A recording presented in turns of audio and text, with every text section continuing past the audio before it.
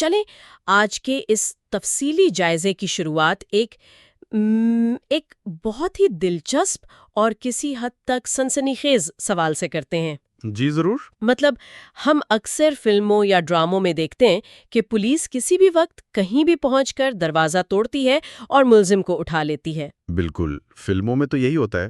لیکن جب حقیقی دنیا کی بات آتی ہے تو کیا واقعی ایسا ہوتا ہے؟ میرا مطلب ہے، فرض کریں کہ ایک شہر میں کوئی بڑی واردات ہو گئی ہے اور پولیس کی تحقیق کا دائرہ بڑھتے بڑھتے شہر کی حدود پار کر گیا ہے۔ صحیح۔ یا پھر تحقیق اتنی الجھ گئی ہے کہ وہ جو 24 گھنٹے کا وقت ہوتا ہے وہ بھی کم پڑنے لگا ہے۔ تو ایسے میں قانون کیا کہتا ہے؟ یہ واقعی بہت اہم سوال ہے۔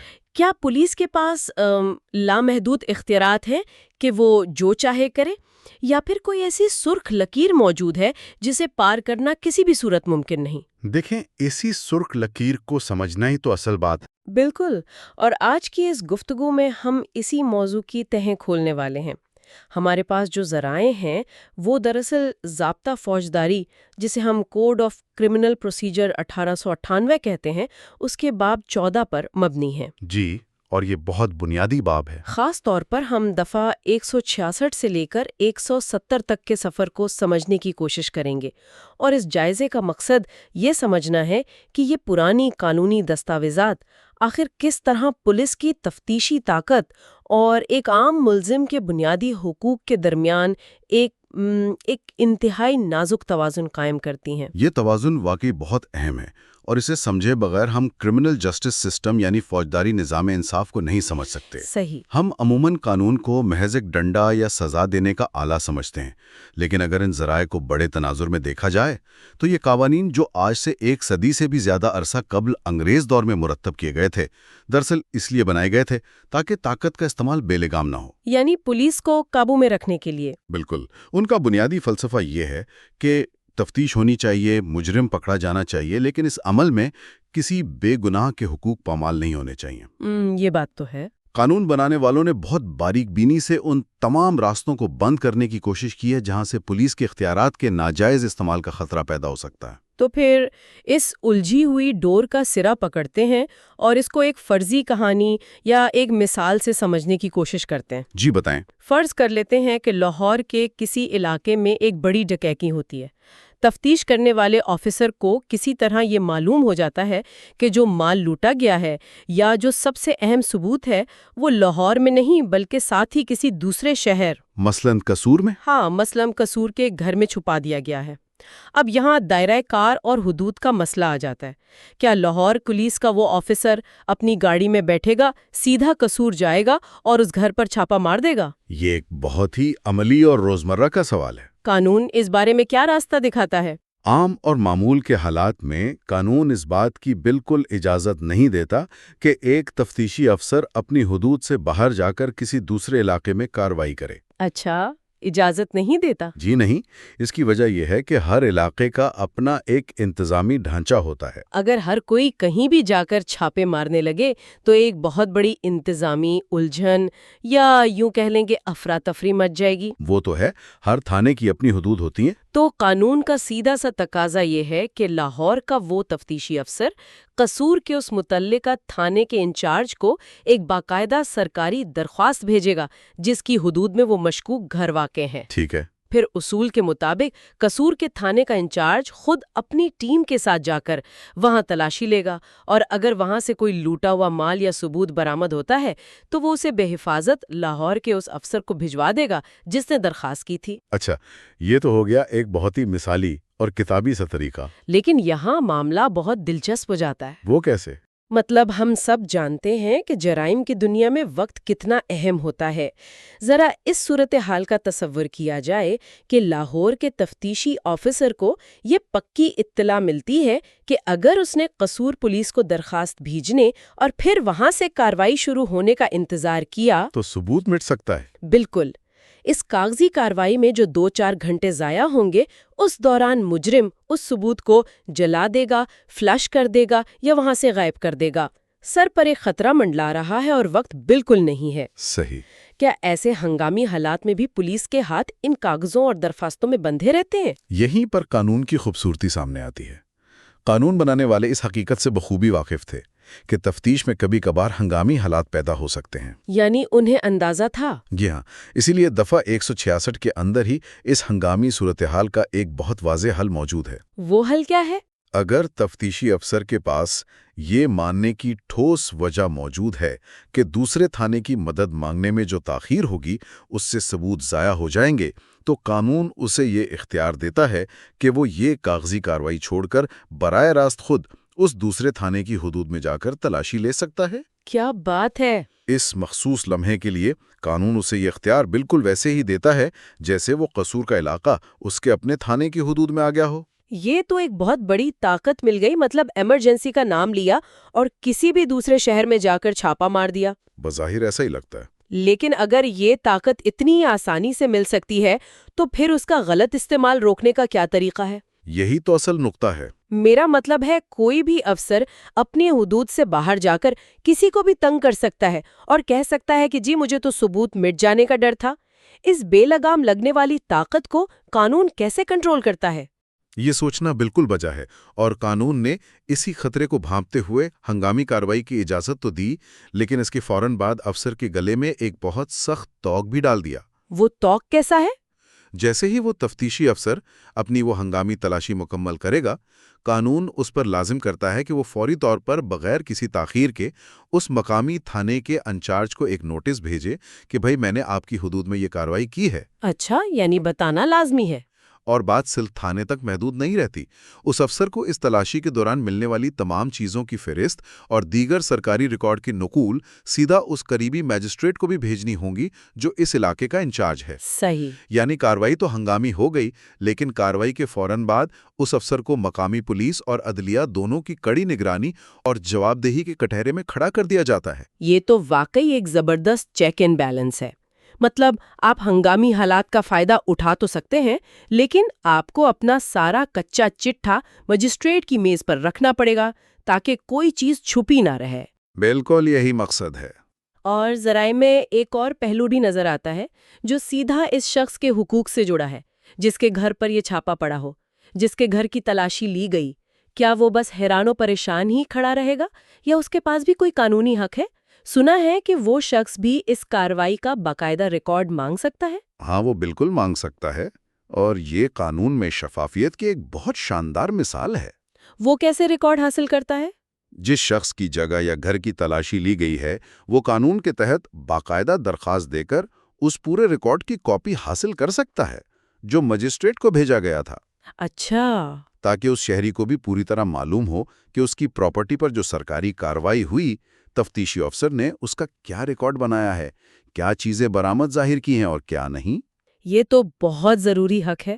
کیا اس کی کوئی فیس بھی ہوتی ہے؟ تو وہ یہ کاپی بالکل مفت فراہم کرنے کا حکم بھی دے سکتا ہے۔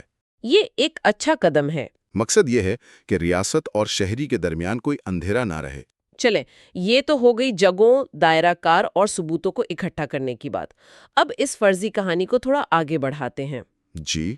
فرض کریں ثبوت بھی مل گیا اور پولیس نے اس ملزم کو جس پر ڈکیتی کا شک تھا گرفتار بھی کر لیا۔ ٹھیک ہے۔ اب یہاں ایک ایسا پہلو آتا ہے جو سیدھا انسانی آزادی یعنی کسی انسان کو قید کرنے سے جڑا ہے۔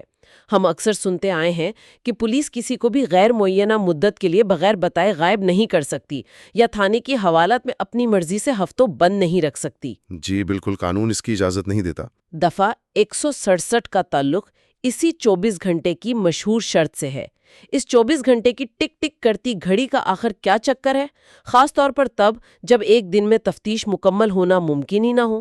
یہ 24 گھنٹے والی شرط ضابطہ فوجداری کا دل سمجھی جا سکتی ہے۔ یہ دفعہ دراصل اس بنیادی اصول کے تحت کام کرتی ہے کہ کسی بھی شخص کی آزادی چھیننا ریاست کا ایک انتہائی سنگین قدم ہے۔ واقعی آزادی چھیننا چھوٹی بات نہیں ہے۔ اصول یہ ہے کہ گرفتاری کے بعد کسی بھی شخص کو 24 گھنٹے سے زیادہ پولیس کی حراست میں نہیں رکھا جا سکتا۔ اب جیسا کہ ظاہر ہے، تفتیش، خاص طور پر کسی بڑے جرم کی تفتیش، کوئی ایسا کام تو ہے نہیں جو ہمیشہ ایک دن میں ختم ہو جائے۔ ہاں، ڈکیتی یا قتل جیسے کیس تو بہت وقت لیتے ہیں۔ بالکل۔ اگر 24 گھنٹے گزرنے والے ہیں، تفتیش مکمل نہیں ہوئی، لیکن پولیس کو لگتا ہے کہ ملزم کے خلاف الزامات میں وزن ہے اور مزید تفتیش کی ضرورت ہے، تو قانون کا حکم ہے کہ تفتیشی افسر جو کم از کم سب انسپکٹر کے عہدے کا ہو، اس ملزم کو فوری طور پر قریبی مجسٹریٹ کے سامنے پیش کرے۔ اور مجسٹریٹ کے سامنے پیش کرتے وقت کوئی اور چیز بھی دینی ہوتی ہے؟ جی، صرف ملزم کو پیش کرنا کافی نہیں، پولیس کو اپنے ساتھ تھانے کی ڈائری کی کاپیاں بھی پیش کرنی ہوتی ہیں۔ یہ تھانے کی ڈائری کیا چیز ہے؟ کیا یہ کوئی عام سا رجسٹر ہوتا ہے جس میں روزنامچہ لکھا جاتا ہے؟ آپ اسے کیس کی تفتیش کا ایک منٹ ب منٹ تحریری ثبوت یا لاگ بک کہہ سکتے ہیں۔ اچھا، یعنی ساری تفصیل؟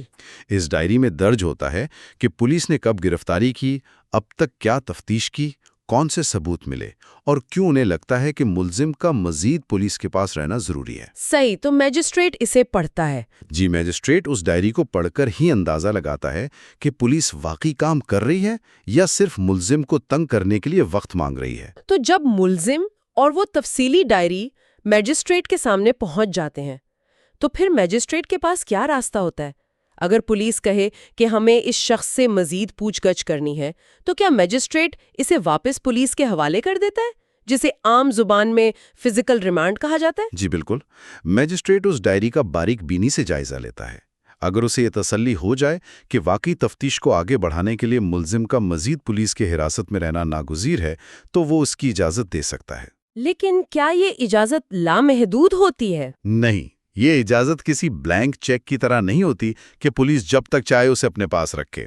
قانون نے یہاں ایک انتہائی سخت لکیر کھینچ دی ہے۔ وہ لکیر کیا ہے؟ مجسٹریٹ تھوڑے تھوڑے دنوں کے لیے حراست کی اجازت دے سکتا ہے، لیکن یہ کل ملا کر 15 دن سے زیادہ کسی بھی صورت میں نہیں ہو سکتی۔ اس کو اگر ایک ہلکے پھلکے انداز میں سمجھیں تو یہ 15 دن کی حد بالکل ایسے ہی ہے جیسے کوئی مہمان آپ کے گھر آ کر بیٹھ جائے تو 15 دن کے بعد تو اسے ہر حال میں جانا ہی پڑتا ہے۔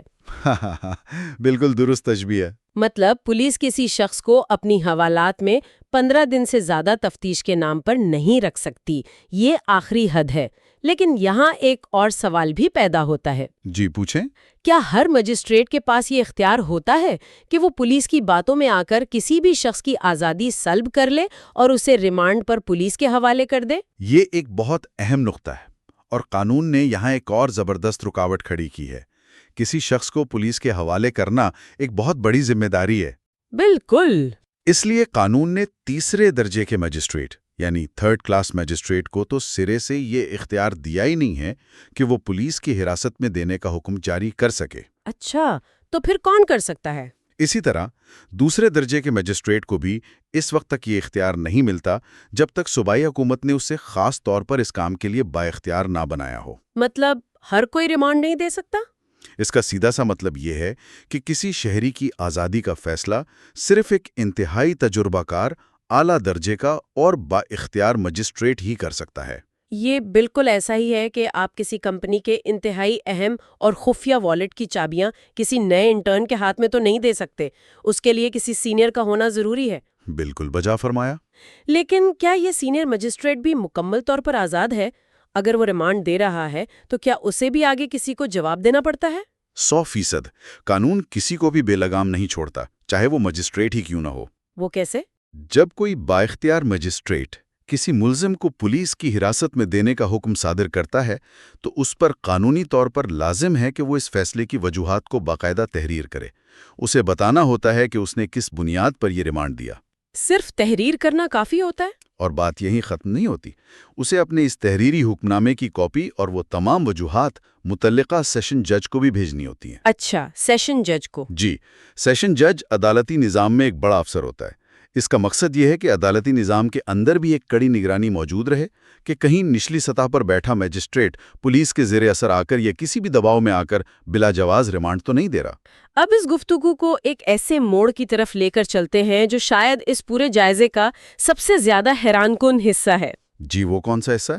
جب ہم 1898 کی بات کرتے ہیں تو ذہن میں ایک پرانے زمانے کا تصور آتا ہے جہاں شاید حقوق کی اتنی بات نہیں ہوتی تھی، لیکن جب ہم ان ذرائع کو گہرائی میں پڑھتے ہیں تو دفعہ 167 کی ذیلی شقوں میں خواتین ملزمان کے حوالے سے جو خاص قانونی تحفظات دیے گئے ہیں وہ انتہائی غیر معمولی اور آج کے دور کے حساب سے بھی بہت جدید لگتے ہیں۔ بالکل، وہ بہت حیران کن ہیں۔ چلیں اپنی اس فرضی کہانی میں ایک ٹویسٹ لاتے ہیں۔ فرض کریں کہ جس مشکوک شخص کو ڈکیتی کے الزام میں پکڑا گیا وہ مرد نہیں بلکہ خاتون ہے۔ صحیح۔ تو کیا اسے بھی عام ملزمان کی طرح 24 گھنٹے بعد مجسٹریٹ کے سامنے پیش کر کے 15 دن کے لیے پولیس کے حوالات میں ریمانڈ پہ بھیج دیا جائے گا؟ یہاں قانون کا رویہ بالکل مختلف اور خواتین کے معاملے میں انتہائی سخت محافظ والا ہو جاتا ہے۔ وہ کیسے؟ عام اصول جو قانون نے وضع کیا ہے وہ یہ ہے کہ اگر ملزم ایک خاتون ہے تو میجسٹریٹ اسے کسی بھی صورت میں پولیس کی حراست یعنی حوالات والے ریمانڈ میں نہیں دے گا۔ قانونی ڈھال ہے جو خواتین کو پولیس کسٹڈی کے ممکنہ استحصال سے بچانے کے لیے بنائی گئی ہے۔ لیکن اگر وہ خاتون کسی بہت ہی سنگین جرم کا حصہ ہو، کسی بہت بڑے گینگ کی سرغنہ ہو، تو کیا تب بھی پولیس کو تفتیش کے لیے کسٹڈی نہیں مل سکتی؟ قانون اس بات کا استثناء تو دیتا ہے لیکن اسے بھی انتہائی حد تک محدود رکھا گیا ہے۔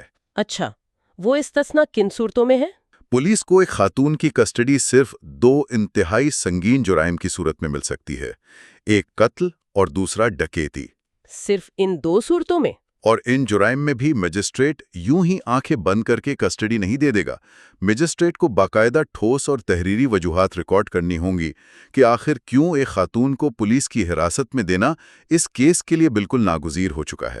یعنی ہر کیس میں کسٹڈی ممکن نہیں؟ بالکل، عام نوعیت کے جرائم یا چوری چکاری کے کیسز میں تو خاتون پولیس کسٹڈی میں کسی صورت جائے گی ہی نہیں۔ اچھا، اگر اسے پولیس کسٹڈی میں نہیں دیا جائے گا تو پھر وہ خاتون کہاں جائے گی؟ جی، اور سب سے اہم بات، اگر وہ پولیس کے تھانے کی حوالات میں نہیں ہے تو پولیس اس سے جرم کے بارے میں تفتیش کیسے کرے گی؟ تفتیش تو بہرحال ہونی ہے۔ ایسی صورتحال میں میجسٹریٹ اس خاتون کو جوڈیشل ریمانڈ پر بھیج دیتا ہے، یعنی اسے باقاعدہ جیل منتقل کر دیا جاتا ہے، جو کہ پولیس کے نہیں بلکہ جیل حکام کے زیر انتظام ہوتی ہے۔ اور تفتیش کا کیا ہوتا ہے؟ اور جہاں تک تفتیش کا سوال ہے تو قانون اس کا بھی کڑا طریقہ کار بتاتا ہے۔ تفتیشی آفیسر اس خاتون سے پوچھ گچھ کرنے کے لیے صرف جیل کے اندر ہی جائے گا۔ جیل کے اندر؟ ہاں، اور وہ آفیسر وہاں اکیلے تفتیش نہیں کر سکتا، بلکہ اس وقت جیل کے ایک آفیسر اور کم از کم ایک خاتون پولیس اہلکار کا کمرے میں موجود ہونا قانوناً لازمی ہے۔ یہ تو بہت سخت شرائط ہے۔ جی، جیل کے انچارج کی یہ ذمہ داری ہے کہ وہ تفتیشی آفیسر کے جیل میں داخل ہونے اور اس سارے عمل کے مناسب اور محفوظ انتظامات کرے۔ یہ تو تفتیش کا ایک بہت ہی محفوظ اور شفاف طریقہ ہے، لیکن تفتیش کے دوران کئی بار ایسا بھی ہوتا ہے کہ ملزم کو جائے وقوع پر لے جانا پڑتا ہے یا کوئی چیز برآمد کروانے کے لیے باہر لانا پڑتا ہے۔ بالکل ایسا ہوتا ہے۔ اگر اس خاتون کو تفتیش کی غرض سے جیل سے باہر لانا کسی صورت میں مجبوری بن ہی جائے تو پھر اس کا کیا طریقہ کار ہوگا؟ قانون اس معاملے کو انتہائی حساسیت سے لیتا ہے۔ اگر کسی خاتون ملزم کو جیل سے باہر لانا واقعی تفتیش کی ضرورت ہے تو کوئی عام سپاہی یا چھوٹا آفیسر یہ فیصلہ نہیں کر سکتا۔ تو پھر کون اجازت دیتا ہے؟ کم از کم سب انسپکٹر کے درجے کا آفیسر باقاعدہ مجسٹریٹ کو ایک درخواست دے گا۔ مجسٹریٹ تمام حالات کا جائزہ لے کر تحریری وجوہات کے ساتھ اس کی اجازت دے گا۔ اور اس کے ساتھ کیا شرائط ہوں گی؟ اس اجازت کے ساتھ ایک کڑی شرط یہ ہوگی کہ مجسٹریٹ کی مقرر کردہ ایک خاتون پولیس اہلکار ہر وقت اس ملزمہ کے ہمراہ رہے گی۔ کوئی بھی مرد اہلکار اسے اکیلے لے کر نہیں جا سکتا۔ رات کے وقت والی پابندی کی طرف ہے۔ بالکل۔ قانون واضح طور پر کہتا ہے کہ سورج غروب ہونے سے لے کر طلوع آفتاب تک یعنی رات کے اندھیرے میں کسی بھی خاتون ملزم کو تفتیش کی غرض سے جیل سے باہر پولیس کی کسٹڈی میں نہیں رکھا جا سکتا۔ یہ بہت زبردست بات ہے۔ یہ ایک ایسا ٹھوس اصول ہے جس میں کوئی لچک نہیں ہے۔ رات کے وقت کسی بھی قسم کی تفتیشی کارروائی کے لیے خاتون کو جیل سے باہر نکالنا مکمل طور پر ممنوع ہے۔ اس کی بنیادی وجہ ہراسانی سے بچانا ہوگا؟ جی، اس کا واحد اور بنیادی مقصد یہ ہے کہ خواتین کو رات کے اوقات میں کسی بھی قسم کے دباؤ، ہراسانی یا استحصال سے مکمل طور پر محفوظ رکھا جا سکے۔ جی، واقعی آنکھیں کھول دینے والی معلومات ہیں۔ تو اس ساری قانونی بھول بھلائیوں کا نتیجہ کیا نکلتا ہے؟ ہم نے اس فرضی کہانی میں دیکھا کہ پولیس نے تفتیش شروع کی، ضرورت پڑی تو ایمرجنسی میں دوسرے شہر جا کر چھاپا بھی مارا، 24 گھنٹے کا وقت ختم ہونے پر ملزم کو میجسٹریٹ کے سامنے پیش کیا، 15 دن کے ریمانڈ کے اصولوں کو سمجھا اور خواتین کے حقوق کی اس مضبوط دیوار کو بھی دیکھا۔ جی بالکل، یہ سب ہم نے دیکھا۔ لیکن ہر کہانی اور ہر تفتیش کا کوئی انجام تو ضرور ہوتا ہے۔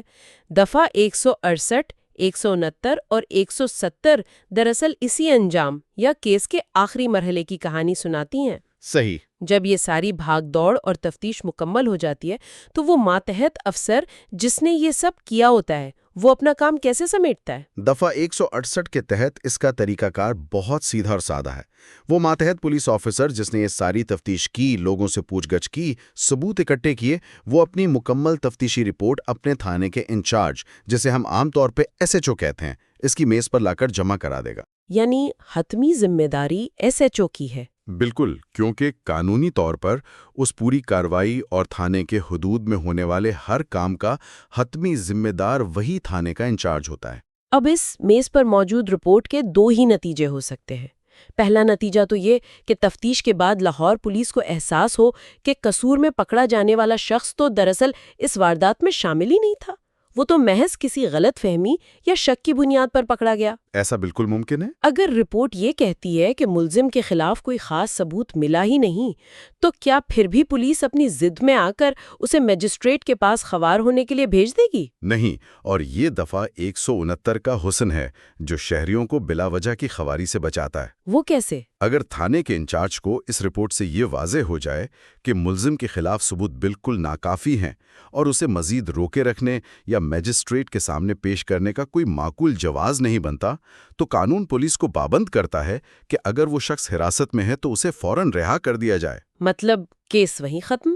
جی، اسے ناحق جیلوں اور عدالتوں کے چکر کاٹنے سے بچا لیا جاتا ہے۔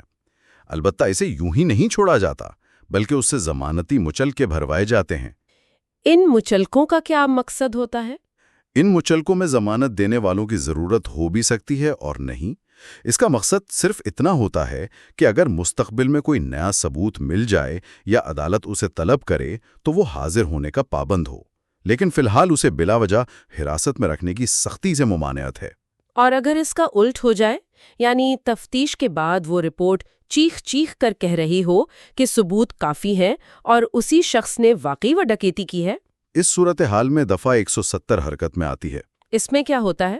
اگر ثبوت کافی ہوں تو پھر پولیس اس ملزم کا باقاعدہ چالان بناتی ہے اور اسے حراست میں اس متعلقہ مجسٹریٹ کے پاس بھجوا دیتی ہے جو اس کیس کی سماعت کرنے کا باقاعدہ اختیار رکھتا ہو۔ اور ضمانت کی صورت میں؟ اگر وہ جرم ایسا ہے جس میں ضمانت ہو سکتی ہے اور ملزم ضمانت دینے کی حیثیت بھی رکھتا ہے تو پولیس اسے ضمانتی مچلقے لے کر اسے ایک مقررہ تاریخ پر عدالت میں پیش ہونے کا پابند کر دیتی ہے۔ اور اس کیس کے باقی کرداروں کا کیا ہوتا ہے؟ مثلاً وہ لوٹا ہوا مال یا اسلحہ جو دفعہ 166 کے تحت اس ہنگامی چھاپے میں قصور سے ملا تھا، یا وہ لوگ، وہ گواہ جنہوں نے واردات ہوتے دیکھی تھی، ان سب کو عدالت تک کیسے لایا جاتا ہے؟ قانون اس بات کو یقینی بناتا ہے کہ مجسٹریٹ کے سامنے کہانی کا کوئی ایک پہلو نہیں بلکہ مکمل تصویر پیش ہو۔ مکمل تصویر سے کیا مراد ہے؟ ملزم کے ساتھ ساتھ وہ تمام ثبوت، واردات میں استعمال ہونے والا کوئی بھی اسلحہ یا وہ لوٹا ہوا مال جو تفتیش کے دوران ملا ہو، وہ سب بھی بحفاظت عدالت بھجوایا جاتا ہے۔ اور گواہ کیسے پابند ہوتے ہیں؟ اس کے علاوہ پولیس اس شخص سے جس نے شکایت کی تھی، یعنی مدعی، اور ان تمام گواہوں سے جو کیس کے حقائق سے واقف ہیں، باقاعدہ مچلقے یعنی بانڈز لکھواتی ہے۔ اچھا۔ ان مچلقوں کا مقصد یہ ہوتا ہے کہ وہ گواہ اس مقررہ دن عدالت میں پیش ہو کر اپنے بیانات اور گواہی دینے کے پابند ہو جائیں۔ ان مچلقوں کی ایک کاپی ان گواہوں کو دے دی جاتی ہے تاکہ انہیں یاد رہے، اور اصل کاپی میجسٹریٹ کو رپورٹ کے ساتھ بھجوا دی جاتی ہے۔ یوں سارا معاملہ عدالت تک پہنچ جاتا ہے۔ جی، اس طرح کیس تفتیش کے مرحلے سے نکل کر باقاعدہ عدالتی کارروائی کے مرحلے میں داخل ہو جاتا ہے۔ تو آج کی اس طویل اور انتہائی معلوماتی گفتگو کو سمیٹتے ہوئے ہم بجا طور پر یہ کہہ سکتے ہیں کہ 1898 کا یہ ضابطۂ فوجداری در حقیقت ایک بہت ہی سوچ سمجھ کر بنایا گیا نظام۔ اس میں کوئی شک نہیں۔ ایک طرف یہ پولیس کو ہنگامی حالات میں کارروائی کرنے، شہروں کی حدود پار کر کے تلاشی لینے اور تیزی سے ثبوت اکٹھے کرنے کی زبردست طاقت فراہم کرتا ہے۔ بالکل کرتا ہے۔ لیکن دوسری طرف یہ مجسٹریٹ کی کڑی اور مسلسل نگرانی، 24 گھنٹے کی سخت اور نہ ٹوٹنے والی پابندیوں اور خواتین کے لیے خصوصی اور انتہائی حساس تحفظات کے ذریعے اس طاقت کے اندھے استعمال کے آگے ایک بہت اونچی اور مضبوط دیوار بھی کھڑی کرتا ہے۔ اگر ہم ان تمام باتوں کو ایک فلسفیانہ یا بڑے تناظر میں دیکھیں تو ہمیں سمجھ آتا ہے کہ قانون صرف اس لیے نہیں بنائے گئے تھے کہ معاشرے میں جرائم کو روکا جائے یا مجرموں کو پکڑ کر جیلوں میں ڈالا جائے۔ تو پھر ان کا اصل مقصد کیا تھا؟ ان کا اصل اور بنیادی مقصد یہ ہے کہ ریاست کی اس بے پناہ اور خوفناک طاقت کے سامنے کھڑے ایک اکیلے عام شہری، جس پر فی الحال صرف الزام ہے اور جرم ثابت نہیں ہوا، اس کے حقوق کسی صورت پامال نہ ہوں۔ یہ بات بہت گہری ہے۔ کسی بھی بے گناہ کو پولیس کی زیادتی یا اختیارات کے ناجائز استعمال سے بچانا قانون کی نظر میں بالکل اتنا ہی اہم ہے جتنا کسی حقیقی مجرم کو سزا دلوانا۔ ہر قدم پر مجسٹریٹ کو شامل کرنے اور شفافیت مانگنے کا مقصد ہی یہی ہے کہ انصاف اندھا اور بے رحم نہ ہو۔ بالکل درست۔ اب آج کے اس تفصیلی جائزے کے بالکل آخر میں ایک ایسا سوال ذہن میں آتا ہے جو یقیناً سوچنے پر مجبور کر دیتا ہے۔ وہ سوال کیا ہے؟ ہم نے دیکھا کہ یہ تمام قوانین، جغرافیائی حدود، ایک تھانے کا دوسرے تھانے سے باقاعدہ اجازت مانگنا اور 24 گھنٹے کا تصور، یہ سب اس دور میں لکھے گئے تھے جب سفر گھوڑوں اور بیل گاڑیوں پر ہوتا تھا اور معلومات خطوط کے ذریعے کئی دنوں میں پہنچتی تھیں۔ جی بالکل، یہ ایک صدی پرانی بات ہے۔ لیکن ذرا آج کے اس جدید ڈیجیٹل دور کا تصور کریں جہاں سائبر کرائم، ہیکنگ اور مالیاتی فراڈ سیکنڈوں میں ہوتے ہیں اور شواہد انٹرنیٹ کے ذریعے شہری کیا لمحوں میں ملکوں کی سرحدیں پار کر کے کسی دور دراز سرور پر چلے جاتے ہیں۔ تو کیا 19ویں صدی کی یہ جغرافیائی حدود، کاغذوں کی درخواستیں اور 24 گھنٹے والی ٹک ٹک کرتی پابندیاں آج کی اس تیز رفتار دنیا اور جرائم کی ان نئی شکلوں کا مقابلہ کرنے کے لیے واقعی کارآمد ہیں؟ یہ ایک بہت زبردست نقطہ ہے۔ کیا ہمارا یہ موجودہ 100 سال پرانا نظام ڈیجیٹل دور کے جرائم کی بجلی جیسی رفتار کا ساتھ دینے کے لیے تیار ہے؟